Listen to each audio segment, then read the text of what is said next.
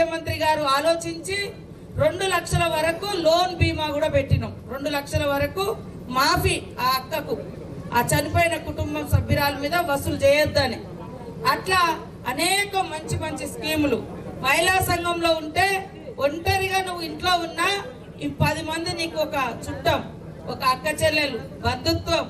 మహిళా సంఘంలో కేవలం 4 రూపాయలు బ్యాంకులోనే కాదు, ఒక భరోసా, ఒక సెక్యూరిటీ, ఒక అండ, ఒక ఆవేదన, కష్టం ఏదైనా వచ్చినా మహిళా సంఘం ఆదుకుంటది. కాబట్టి ఈరోజు బ్యాంకర్లు అంటే పెద్ద పెద్ద వ్యాపారుల కంటే మా మహిళా సంఘాలకు ఇవ్వడానికి రెడీగా ఉన్నారు లోన్లు. ఎందుకంటే 100 రూపాయలు తీసుకుంటే 98 రూపాయలు కట్టేస్తున్నారు మహిళలు.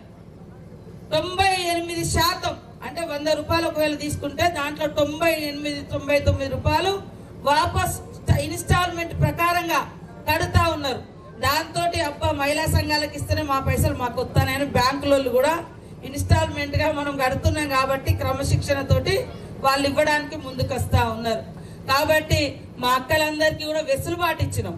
అంతకుముందు 60 సంవత్సరాలు దాటితే మహిళా సంఘంలో చేరిక లేదు. కానీ 60 సంవత్సరాలు దాటిన తల్లిదండ్రులను కూడా కొంతమంది కొడుకులు రోడ్డు మీద వదిలేసిపోతారు. మొన్న మేము చూసి